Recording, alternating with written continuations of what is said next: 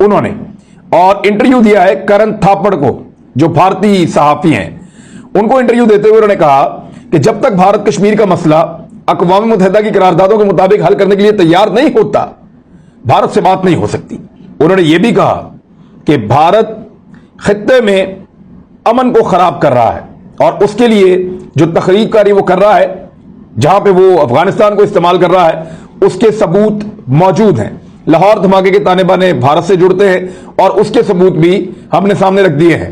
अब आ जाएंगे चौथी खबर की तरफ। ये चौथी खबर के अंदर तालिबान ने एक दावा किया है और सुहेल शाहीन का एक इंटरव्यू भी है। ज़बीउल्लाह मुजाहिद का पहले मैं आपको स्टेटमेंट बता देता हूं, जो तालिबान के एक तर्जुमान है।